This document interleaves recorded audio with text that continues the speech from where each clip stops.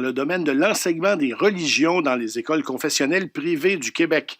L'école secondaire Loyola de Montréal pourra enseigner le catholicisme d'un point de vue catholique, tout en continuant à donner à ses élèves le cours d'éthique et de culture religieuse qui, lui, est neutre sur l'ensemble des autres religions. L'école Loyola remporte donc sa bataille judiciaire contre le ministère de l'Éducation et le ministère, lui, dit qu'il gagne parce que le cours d'éthique et de culture religieuse reste intact. On en parle avec le constitutionnaliste Stéphane Beaulac, qui est professeur de droit à l'Université de Montréal. Maître Beaulac, qu'est-ce que la Cour suprême dit exactement?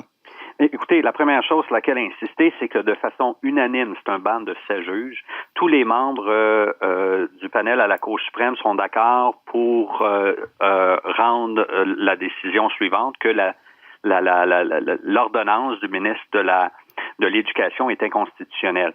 Il y a une division quant à quelques nuances dans le raisonnement et par rapport au redressement, c'est parce que la majorité voudrait renvoyer ça devant le ministère et les 3 juges minoritaires souhaiteraient immédiatement émettre l'exemption, mais essentiellement, c'est un front commun. La Cour suprême du Canada renverse la décision de la Cour d'appel du Québec et décide à l'unanimité que la décision du ministre de l'Éducation est inconstitutionnelle.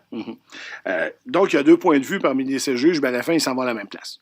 Oui, bien exactement. C'est un peu dans les nuances, puis dans le redressement, mais le message est unique. C'est qu'on doit respecter la liberté de religion dans le présent contexte, c'est-à-dire d'une institution d'enseignement privée de nature confessionnelle.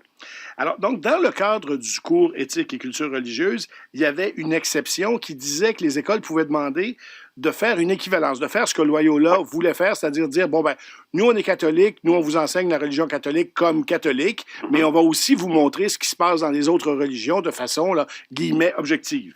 Oui, et c'est cette décision-là du ministre de ne pas leur donner cette permission-là qui est contestée. Oui, et vous avez bien raison, M. Auger, de souligner que c'est pas comme si on mettait le programme de CR de côté. On proposait une alternative qui était peut-être à 60-75% pareil au programme comme tel, mais la distinction, puis elle est quand même majeure, c'est qu'on voulait présenter l'une des religions, le catholicisme, dans une perspective catholique. Autrement dit, si vous me prêtez l'expression, spinner le catholicisme comme nous, catholiques, on le comprend. Oui. Et la décision aujourd'hui ne vaut pas pour tout le monde au Québec, elle vaut pour les écoles privées confessionnelles au Québec. Il y en a à peu près 90, donc. Oui, oui, vous avez raison, mais il faut être précis que ça inclut un bon nombre d'institutions d'enseignement confessionnelles de religion autre que chrétienne.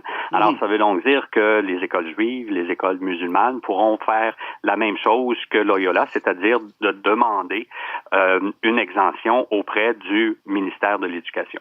Oui, mais dans le secteur public maintenant, ce jugement-là n'a pas d'effet. Il n'y a pas de parents qui peuvent dire « Moi, je suis athée, je ne voudrais pas que mes enfants soient au cours de CR, tout simplement », ou d'autres qui disent « Moi, je suis, disons, juif et je voudrais que la partie juive du cours soit considérée comme la vérité vraie. » Ah non, absolument. Et vous avez raison de le souligner parce que il faut se rappeler, c'est pas si longtemps que ça, en 2012, il y a eu une décision exactement dans ce sens-là par la Cour suprême du Canada parce qu'on avait demandé justement une alternative au cours de CR dans une école public. Or, la Cour suprême du Canada avait dit essentiellement que la liberté de religion des parents n'était pas impliquée dans ce programme qui présente de façon neutre l'éthique et la religion, donc une culture religieuse. Or, dans ce contexte, on ne peut pas, en se fondant sur la liberté de religion, demander une exemption.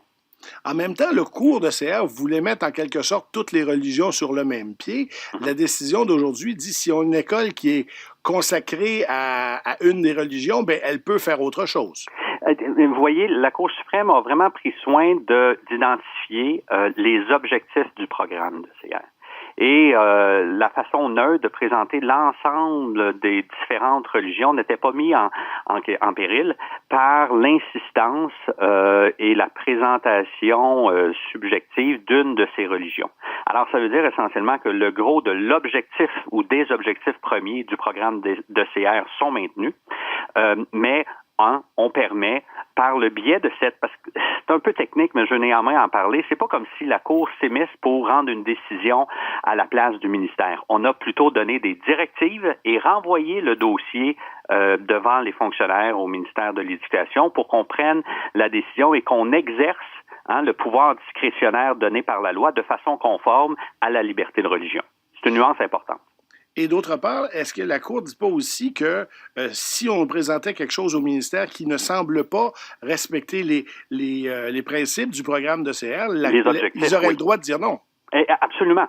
Alors, qu'est-ce qu'on doit comprendre, c'est que la décision vient un peu baliser, orienter, donner des directives à l'exercice du pouvoir discrétionnaire qui est maintenu comme étant valide par la décision d'aujourd'hui. On ne va pas remplacer le ministère, on donne des directives pour être mieux en conformité avec la liberté fondamentale de religion.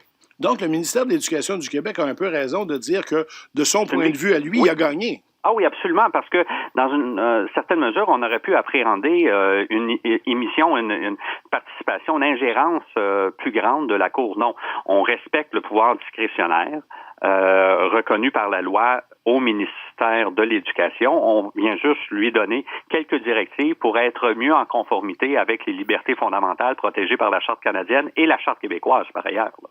Donc, c'est une affaire gagnant-gagnant. Loyola peut faire ce qu'il veut et le ministère peut dire, moi, mon programme d'éducation et de culture religieuse, d'éthique et de culture religieuse, il est maintenu dans son intégralité. Bien, je corrigerai, si vous me permettez. Oui. Loyola peut faire qu'est-ce qu'il veut. Qu'est-ce qu'ils avaient prévu de faire? Oui, ben c'est ça. Donc, son programme, son dossier qu'elle avait présenté en s'assurant justement de maintenir les objectifs du programme de CR avec un ajustement par rapport à la présentation du catholicisme qu'elle présentera selon ses dogmes, selon sa perspective qui est foncièrement, évidemment, Loyola catholique. Stéphane Beaulac, constitutionnaliste et professeur de droit à l'Université de Montréal. Merci beaucoup d'avoir été avec nous. Toujours un plaisir. Au revoir. Au revoir.